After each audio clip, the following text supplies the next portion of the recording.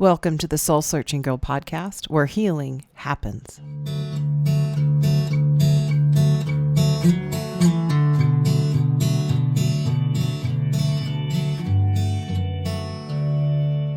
Soul Searching Girl episode 143, Worry and Rumination Part 2. Welcome back to the podcast, Wildflower. Thank you for being here. I want to start this episode with a special announcement. I would like to introduce you to the Wildflower Sessions coaching circle. It is a group coaching program that I am beginning.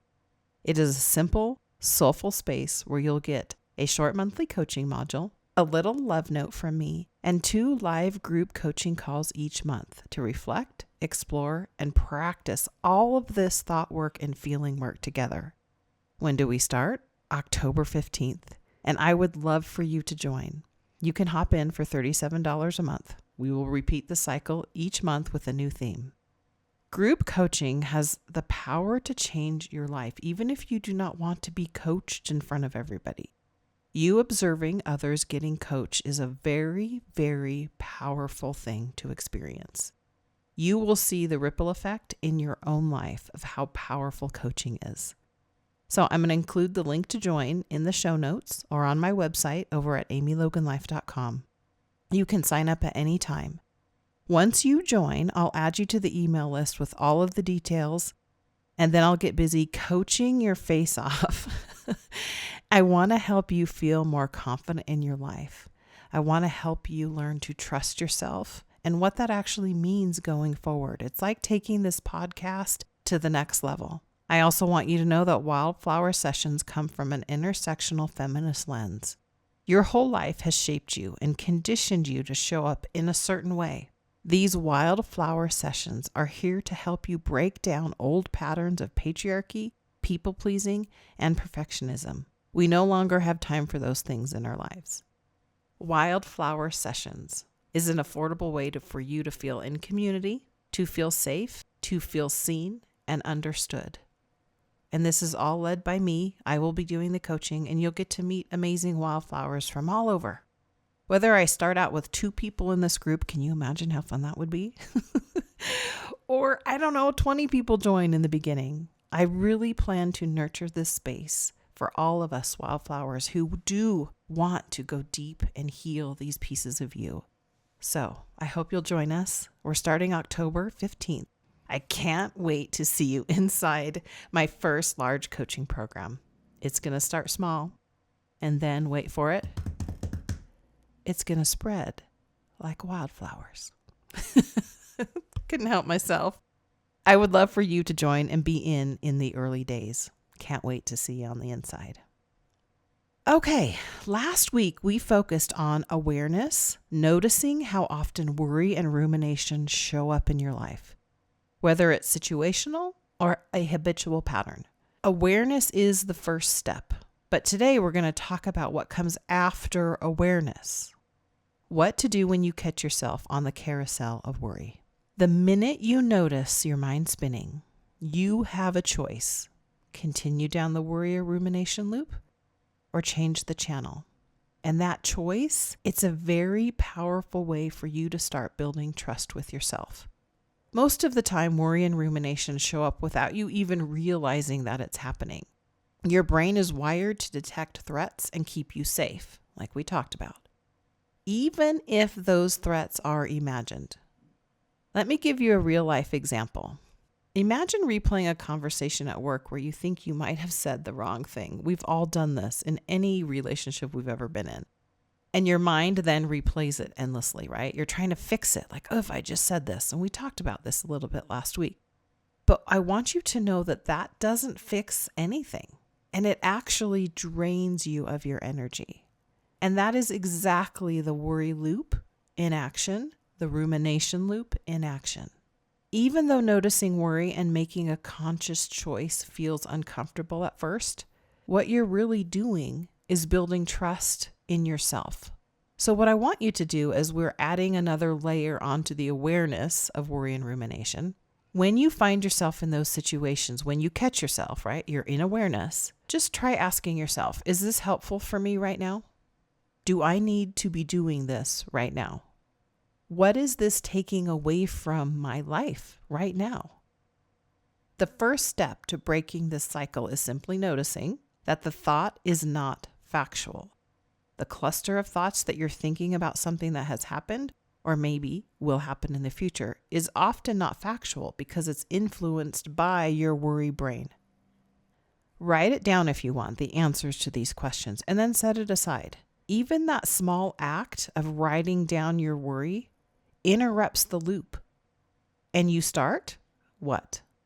Building trust with yourself. You're acknowledging the worry and you're doing something about it. You're writing it down. You're making a hand to head to heart connection in the form of writing. And just that simple act can help reduce your worry, right? Because you're getting it out of your head and onto paper. Suddenly, the worry loses some of its power because you're creating clarity and choice. You're aware, and now you're going to decide what to do with it. You are in the place of deciding on purpose versus the willy-nilly way worry and rumination show up. You are the boss of all of this, Wildflower. So you are working with worry when you write it down and set it aside. It's kind of like you were able to purge it out of your head. You can also make a short plan. List what you will or will not do if the feared scenario happens. Then I want you also to notice if you are reactive or proactive. And what I mean by this is reactive worry often pulls you along like you have to keep thinking about it. It feels like it's the boss and that you have to give into it. This reminds me of that scene in Toy Story with Rex and Ham. And they're trying to find a channel on the TV. And Rex is going, pushing the button to go through all the channels. And then Ham pushes him out of the way and comes back and goes, I got this. But then he goes past the channel. And instead of just rewinding it, he's like, well, now I got to go all the way around. I think we do this exact same thing with worry without even realizing it, right? That's the reactive response. We're like, well, now I have to finish all of these thoughts versus proactive. And the whole point of this month's episodes have been to help you pause, respond intentionally, and practice your own self-trust. This is you deciding what is best for you in the moment that it's happening. Is this helping me? Do I need to be focusing on this at this time? What is this taking away from my life when I spend time going down the rabbit hole of worry? So just those two things. Am I being reactive? Am I being proactive? Those are going to feel very different in your body. Here's the thing with worry. Worry wants certainty. But in reality, trust in yourself is the real antidote. So self-trust looks like, I can handle things as they come, and I don't need what I'm afraid of, i.e. whatever you're worrying or ruminating about, to show up right now. Another important thing you can do in being proactive about how you're going to deal with worry and rumination is to celebrate the evidence from your life, all the times you've handled challenges before. Because what I want you to do is start looking for proof that you can handle whatever comes next, even when you don't know what's coming next. Your brain likes proof, but most of us dismiss what we've already done, right? To get through each and every hard time in our life, we're like, oh, I did that. Check the box, moving on to the next thing. Let's stop doing that. Let's actually, instead of dismissing, actually celebrate. You know what? I got through that hard time. Because usually we build a platter, a thought platter, I like to call it, of all the things you've done wrong. And that's readily, and it comes to the forefront every time. That is maybe a way that has helped you through life. What I want you to do now, though, is develop a platter of the other side. Maybe I don't need to worry about this right now. See the difference? We need your brain to be working for you, and that takes time and conscious thought. The hard thing with worry and rumination is your body often knows before your mind catches it. And this is why tending to your body is so important. Because your body starts to feel the, let's say, negative side effects of constant worry and rumination. And think, your body works for you all day, quietly, keeping you alive and well, and handing all the worry that you do experience in your life. How about we start helping it by doing the things we've spoken about, things I've just listed, and supporting your body with healthy food, movement, yoga, meditation, and or any other self-care routine that helps strengthen your natural resilience. So you've lived many decades. What is one thing you love doing that supports your well-being, but you don't do it enough? For me, it's yoga. I haven't practiced yoga consistently in years, but every time that I do it, I think, and this usually happens at Wildflower Weekend, so maybe we have a little short yoga session, and I think, why don't I do this more often? And the thing is, this is why the challenge isn't knowing what to do. You know exactly what to do to show up to the yoga class. Put my yoga clothes on, get in my car, drive to my yogurt class. That sounds good. Drive to my yoga class, for example. Yet your brain often creates excuses for you, right? So you don't have to go, what do I need to do? This is why you make lots of to-do lists, but you don't actually get the to-do list done because we know what to do and how to do it. I want you to rephrase it. So the question now becomes, what do I have to think in order to do the thing that I want to do? Okay, so for example, for me, this is what I will be working on. My thought is, I know I'll feel better after yoga class. Now that feels different in my body than thinking, I'm too tired to go to yoga class. The thought, I know I will feel better after class, helps me feel hopeful and motivated to take action to go to class. But the thought, I'm too tired, my brain's like, you're right, Amy. We should just stay on the couch a little longer and play this game. And then an hour's gone by and I haven't gone to my class. So the way you phrase the questions to yourself, or the thoughts, I should say, the way you phrase thoughts in your head are going to determine the action you take. Every thought you think produces a feeling, and that feeling drives your action or inaction. The same principle works with worry. When you respond intentionally, pausing, writing, questioning, moving, worry loses its grip on you. Your actions, your thoughts, guided by trust instead of fear, actually start to retrain your mind and body. So just like the meditation I created for you at the beginning of the month, I hope that you're finding those helpful. Let's use a few of those phrases to help you reduce your overall worry. And these are things you can even put on your phone, on your screensaver, if you're needing help to be reminded that there is another way to deal with worry and or rumination. So one might be, I can handle what comes my way. My thoughts are not factual. I trust myself to navigate uncertainty. Now, if you've been with me for a while, you've heard me refer to ladder thoughts. And your body and brain is so smart that if you don't believe, for example, I can handle what comes my way, your brain will automatically go, no, you can't, and then go to whatever worrying thought you were thinking about. So I like to use what I call ladder thoughts because your brain's tricky and it's going to try to keep you in a space that feels safe in that uncomfortable worry state. But we are wildflowers and we're going to change the way we do things. So speak them this way if you can't quite believe that you trust yourself to navigate uncertainty, for example. So I want you to say, it's possible I can handle what comes my way. That's going to feel differently in your body if you don't believe you can handle what comes your way. But it's possible you can handle what comes your way. All right, here's the other one. I'm building trust and the ability to navigate uncertainty. I'm building trust feels so good. I am building trust in myself to do what I say or to change the channel when worry is not helping me in the moment.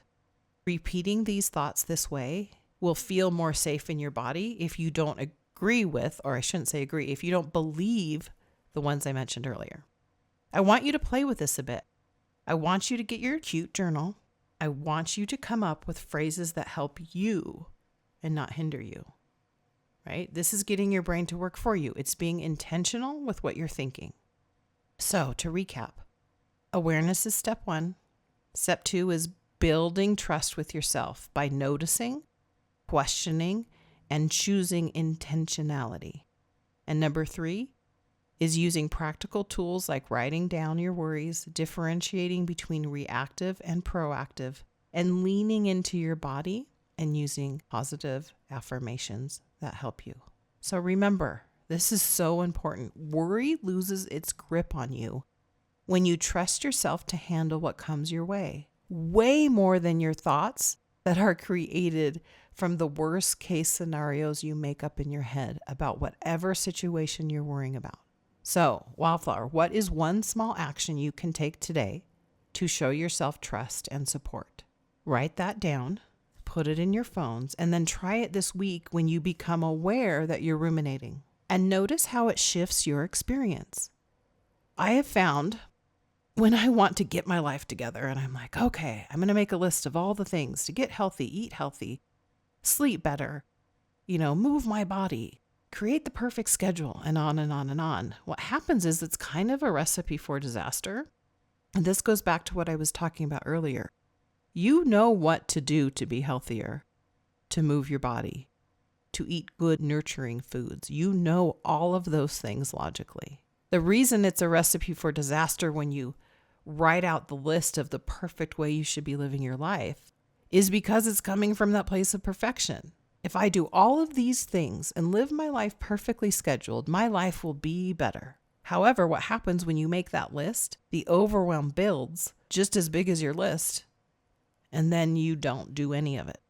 It's kind of that all or nothing mentality. So I want you to start small. Pick one thing that you know will help move your life just a little bit in the direction you want to go. It moves the meter to reduce your worry. That little bit is the key for your whole life. I know that for those of us who tend to lean on in the category of excessive worry and rumination, this might feel overwhelming. But this is why I want you to remember, pick one thing. Pick one little thing and just focus on that. It will help reduce your worry because remember, worry wants certainty, and that's rarely something we can give it. So be proactive, not reactive, and start taking your power back because you have it. A reminder to come join us for the Wildflower Sessions, which is a monthly coaching group. All right, more soon, Wildflower.